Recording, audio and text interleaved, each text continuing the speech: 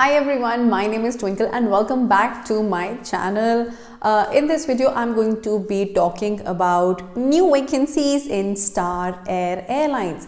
Yes, so as you can see, मैं इस video में हिंदी में बात करने वाली हूँ बिकॉज ये जो एयरलाइन है ये इंडिया में है और इस इंडियन एयरलाइन के अंदर आपको हिंदी भी अच्छे से आनी चाहिए. सो आई जस्ट वांट कि लोगों को और अच्छे से समझ में आए बिकॉज बहुत रिक्वेस्ट आती है कि मैम हिंदी में वीडियो बनाइए, हिंदी में वीडियो बनाइए. So on that note let's शुरू करते हैं. I am going to talk about the requirements कि इस एयरलाइन के लिए व्हाट आर द रिक्वायरमेंट्स. मैं उसको एक्सप्लेन करूँगी. कोई पॉइंट्स हैं आपके तो उसको प्रॉपरली एक्सप्लेन करूँगी. आपको ये भी बताऊँगी कि आपने ढूंढनी कैसे वैकेंसी, ऑफिशियल वेबसाइट कौन सी और कहाँ अप्लाई करना है कैसे. सो on that note let's get into the video. But before that, अगर आपने सब्सक्राइब नहीं किया अब तक मेरा चैनल तो सब्सक्राइब कर दें. सब्सक्राइब का बटन है इधर, सब्सक्राइब करें और वीडियो को शेयर करें, लाइक करें. सो ये वीडियो आपके फ्रेंड्स वगैरह सब तक पहुंच जाए और उन्हें भी पसंद आए. और एक बेल नोटिफिकेशन होता है सब्सक्राइब बटन के नीचे, अगर आप उसे प्रेस कर देंगे तो मेरी आने वाली वीडियोस जो हैं वो आपको उन सब के बारे में पता लग जाएगा जल्द से जल्द, तो आपसे कोई वीडियो छूटेगी नहीं. तो चलिए शुरू करते हैं. सबसे पहला स्टेप है ईजीएस्ट. आपने गूगल पे जाना है. गूगल पे जाके आप सीधा लिखिए स्टार एयर करियर, सबसे इजी. तो आप ऐसा कुछ पेज देख सकते होंगे, करियर स्टार एयर. आप इस पर क्लिक करेंगे. क्लिक करने के बाद आपको ये पेज नज़र आएगा. ये पेज नज़र आ रहा है. आप इसमें अगर एक्सपीरियंस्ड क्रू हैं तो आप इस पे क्लिक करें, और अगर आप फ्रेशर कैबिन क्रू हैं तो आप इस पे क्लिक करेंगे. ठीक है. मैं सबसे पहले फ्रेशर्स की बात करने वाली हूँ, तो मैं सबसे पहले फ्रेशर्स पे क्लिक करने वाली हूँ. मैंने जैसे ही फ्रेशर्स पे क्लिक किया है तो आपको ये पेज नजर आएगा. आप यहाँ पे मिनिमम रिक्वायरमेंट्स पढ़ सकते हैं. सबसे पहले मैं आपको बताऊंगी मिनिमम रिक्वायरमेंट्स क्या है.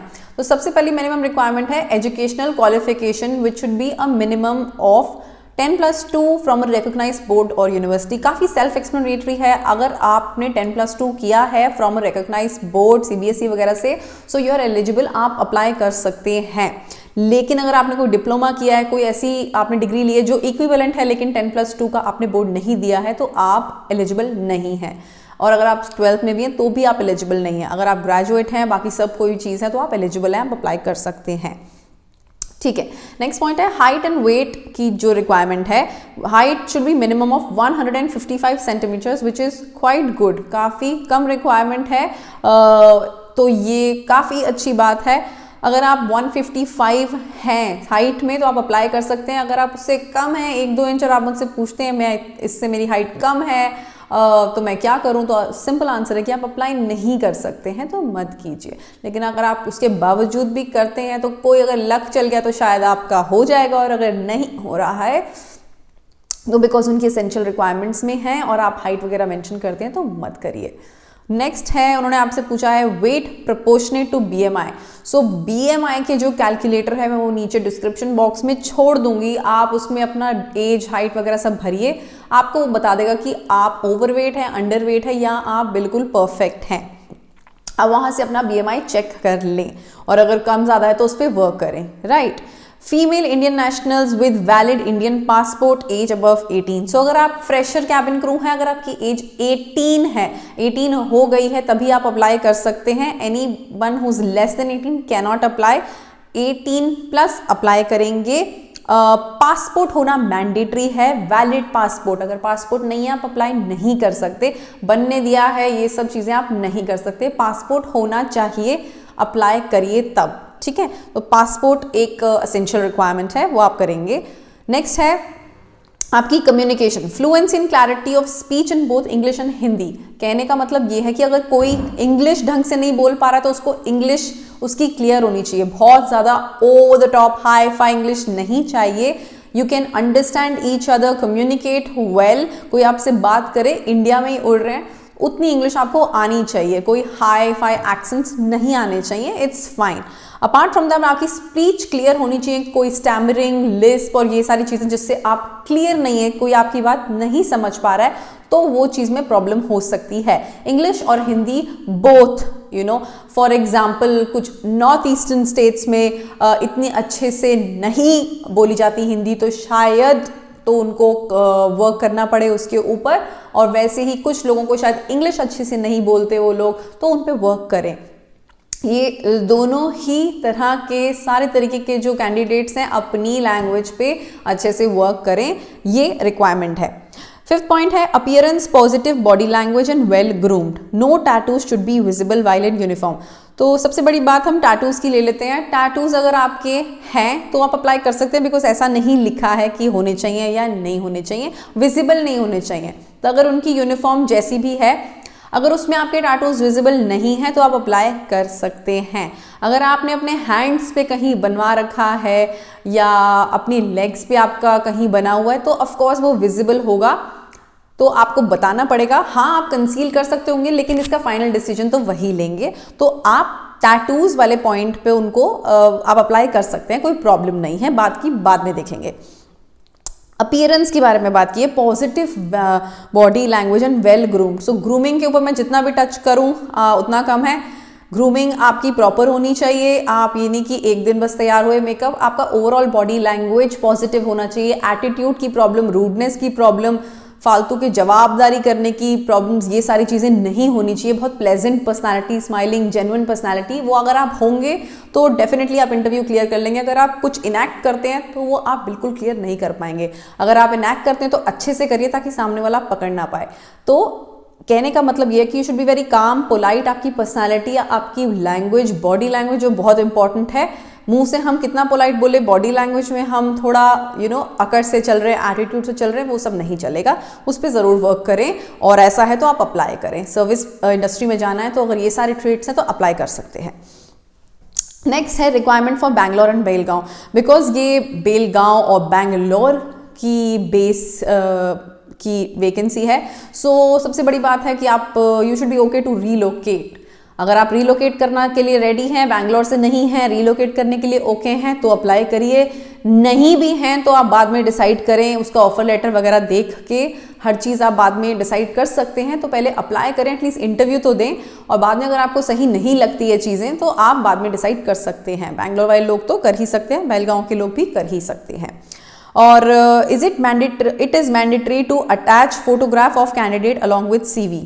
तो CV के साथ फोटोग्राफ अटैच करना बहुत ज़रूरी है। तो नाउ क्वेश्चंस आ रहे हैं कि अगर आप नीचे जाके देखें यहाँ पे, जिसके बारे में बाद में बात करूंगी, CV और फोटोग्राफ वाला पॉइंट, पहले मैं कवर कर लेती हूँ की रिस्पॉन्सिबिलिटीज़। सो इन्होंने एक ब्रीफ बता रखा कि इसमें आपकी रिस्पॉन्सिबिलिटीज़ क्या क्या होंगी। तो पैसेंजर्स को ग्रीट करना, जैसे ही वो बोर्ड करते हैं, एग्जिट करते हैं, ग्रीटिंग पैसेंजर्स, शोइंग पैसेंजर्स, उनको सीट्स वगैरह के बारे में बताना, उनको सर्विस मील्स, रिफ्रेशमेंट्स प्रोवाइड करना।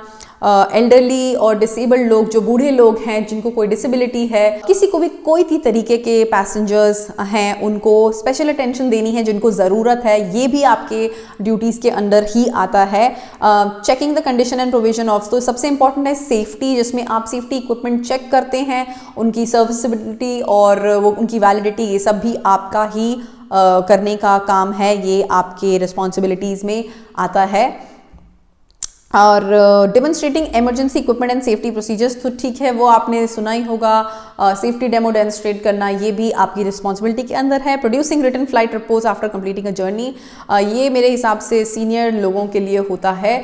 जो फ्लाइट ख़त्म होती है उसके बारे में जितने भी डॉक्यूमेंटेशन है, अगर वो करनी होगी तो वो भी आपकी रिस्पॉन्सिबिलिटी में आता है। तो ये था एक ओवरव्यू कि आपको क्या क्या करना है। इसके अलावा बहुत सारी रिस्पॉन्सिबिलिटीज होती है जो सब कुछ वो लिख नहीं सकते ये, लेकिन ऊपर ऊपर से बता रखा है कि एज अ फ्रेशर आपको नहीं पता तो ये आपका काम होगा। नाउ हम चलते हैं फॉर्म की तरफ, जो बिल्कुल इसके नीचे ही है। फॉर्म के अंदर हम देख रहे हैं सबसे पहले है एप्लीकेंट नेम, जो आप अपना पूरा नाम भरेंगे, उसके अंदर जो भी आपके पासपोर्ट पे है वो नाम भरेंगे आप। नेक्स्ट कैटेगरी है आपके ईमेल एड्रेस की। प्लीज़ एक प्रोफेशनल ईमेल आईडी ही भरें, नहीं है तो बना लें और फिर भरें। नेक्स्ट कैटेगरी जो है वो है आपकी क्वालिफिकेशंस की। क्वालिफिकेशंस में आप अगर हाई स्कूल 12th पास है सिर्फ हाई स्कूल लिखेंगे, 12th पास लिखेंगे। अगर आपने कॉलेज कर रखा है बैचलर्स लिखेंगे, ग्रेजुएट लिखेंगे, नहीं तो मास्टर्स लिखेंगे। अगर जो भी आपकी क्वालिफिकेशन है आपने कर रखी है वो आप लिखेंगे, राइट। तो नेक्स्ट जो है आपकी वर्क एक्सपीरियंस इन ईयर्स, तो अगर आप फ्रेशर हैं यहाँ पे तो आप वर्क एक्सपीरियंस में निल लिख देंगे, 0 लिख देंगे। और नेक्स्ट है आपका करंट रेम्यूनरेशन। करंट रेम्यूनरेशन यानी कि अगर आपकी कोई सैलरी है, बिकॉज आप फ्रेशर हैं तो आपकी कोई सैलरी नहीं है, आप उसमें नॉट एप्लीकेबल लिखेंगे। करंट लोकेशन में आप अपनी लोकेशन डाल दें, करंट एम्प्लॉयर में भी आप नॉट एप्लीकेबल निल लिखेंगे, बिकॉज ये एक्सपीरियंस लोगों के लिए भी सेम फॉर्म है, तो इसीलिए यहाँ पे ऐसा लिखा हुआ है। नेक्स्ट जो आपका है नीचे चूज अ फाइल, अब इस फाइल में आपको अपना रिज्यूमे और फोटोग्राफ डालनी है, बट आई डोंट नो, ये सिस्टम में सिर्फ एक ही फाइल चूज हो सकती है, तो इस फाइल में आप अपना रिज्यूमे बनाएं। रिज्यूमे के अंदर मेक श्योर आप अपनी पासपोर्ट फोटोग्राफ साइज जो है फोटोग्राफ का वो आप अपलोड कर दें। तो अगर आपको कोई दिक्कत हो रही है कि वो नहीं है तो प्लीज़ आप डिजिटली सॉफ्ट कॉपीज आपको मिलती हैं जब भी आप फोटोग्राफ खिंचवाते हैं, आप वो सॉफ्ट कॉपी जाकर अटैच करें अपने वर्ड फाइल ऑफ रिज्यूमे में, उसको आप बनाएं इस तरह से, उसमें अपनी फोटोग्राफ अटैच करें, रिज्यूमे लें, रिज्यूमे एक ही फाइल हो सकती है, रिज्यूमे के अंदर अटैच करके आप वो फाइल आप अपलोड करें। अगर आप इसमें अलग अलग अपलोड करेंगे कि आपने रिज्यूमे अपलोड कर दिया फिर आपने फोटो अपलोड कर दी, तो फिर आप देखेंगे कि इसमें सिर्फ एक ही फाइल अपलोड हो पा रही है, तो जो भी आप लास्ट में करेंगे सिर्फ वो अपलोड हो जाएगा। जैसे फोटो आप लास्ट करेंगे तो सिर्फ फोटो ही अपलोड होगी, रिज्यूमे अपलोड नहीं होगा। तो आप ये एक ही फाइल अपलोड करें, दोनों चीज़ों को एक में इंक्लूड करें और इस तरह से आप अपना एप्लीकेशन फॉरवर्ड करें। अब चलते हैं हम, और इसके बाद अप्लाई का बटन प्लीज प्रेस करना ना भूलें। तो चलते हैं एक्सपीरियंस कैबिन क्रू जो अप्लाई कर रहे हैं। सो एक्सपीरियंस कैबिन क्रू वाले में आप इस वाले एक्सपीरियंस कैबिन क्रू वाले हेडिंग को क्लिक करेंगे। सो मिनिमम रिक्वायरमेंट्स में एक्चुअली सब कुछ सेम है, बट एक पॉइंट डिफरेंट है जिसे मैंने डिस्कस करना है, वो है सेकंड पॉइंट, कंपिटेंसी कार्ड या सेप कार्ड विथ 2 एंडोर्स रिकरेंट्स। तो यानी कि रिकरेंट जो होता है वो हर साल होता है, तो शायद ये 2 साल का एक्सपीरियंस मांग रहे हैं। तो यहाँ पे अब जो कुछ अलग अलग चलता है, कॉम्पिटेंसी कार्ड और सेप कार्ड, ये क्या होता है ये एक्सपीरियंस लोगों को पता होगा। ये एक तरह का फ्लाइंग लाइसेंस होता है जो हर क्रू को इंडिया में दिया जाता है। ये लाइसेंस पे आपके प्रॉपर स्टैंप्स लगे होते हैं कि आपने क्या ट्रेनिंग करी है, कब आपकी ट्रेनिंग कब तक वैलिड है या क्या नहीं है, वो सब चीज़ें होनी चाहिए। और ये बहुत ही इंपॉर्टेंट और ज़रूर डॉक्यूमेंट होता है और आपके पास हमेशा होना चाहिए। तो ये जो है आपके पास कॉम्पिटेंसी कार्ड या सेप कार्ड विद 2 रिकरेंट्स इस पे होने चाहिए। तो वो 2 साल का एक्सपीरियंस डेफिनेटली मांग रहे हैं, वो आपके पास होना चाहिए। और इसमें एक और पॉइंट अलग है, मिनिमम 18 नहीं, मिनिमम 21 ईयर्स ऑफ एज आपकी होनी चाहिए अप्लाई करने पे। तो ये 2 पॉइंट्स हैं जो डिफरेंट हैं एक्सपीरियंस लोगों के लिए, बाकी सब कुछ सेम है। एक्सपीरियंस्ड इन एविएशन की बात हो रही है यहाँ पे, मैं आपको बता दूं, क्लियर कर दूं। अपार्ट फ्रॉम दैट इसके अंदर ऐसा कुछ भी नहीं है जो मुझे अलग लग रहा है, बहुत ही इजी सा फॉर्म है। और इसके अलावा अगर आपको कोई भी क्वेश्चंस हैं आप you can put it down in the comment section. I hope आपको मेरी ये वीडियो हिंदी में अच्छी लगी होगी, and if you like it please मुझे कमेंट सेक्शन में बताएं। और कोई भी प्रॉब्लम्स हैं या डाउट्स हैं तो आप मुझे कमेंट सेक्शन में लिख सकते हैं। ये वीडियो खत्म करने से पहले अगर आपने सब्सक्राइब नहीं किया है तो सब्सक्राइब कर लें, बिकॉज बहुत इंपॉर्टेंट वीडियोस आती हैं इस चैनल पे। और अगर आपको मेरी वैकेंसी अपडेट्स चाहिए मुझसे, आपको पोस्ट्स और information on how to prepare yourself, how to prepare your resume और बहुत सारी अच्छी चीज़ें कम्युनिकेशन स्किल्स पे, सॉफ्ट स्किल्स पे, काफ़ी सारी इन्फॉर्मेशन मैं शेयर करती हूँ अपने इंस्टाग्राम पे। इंस्टाग्राम का आईडी हैंडल मैंने यहाँ छोड़ दिया है, आप उसको डिस्क्रिप्शन बॉक्स में भी देख सकते हैं।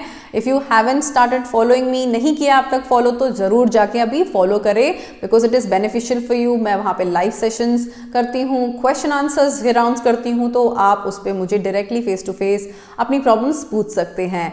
ऑन दैट नोट मैं आपसे मिलती हूँ अपनी अगली वीडियो में। आई होप मेरी हिंदी वाली वीडियो आपको अच्छी लगी है, and till then take care and bye bye.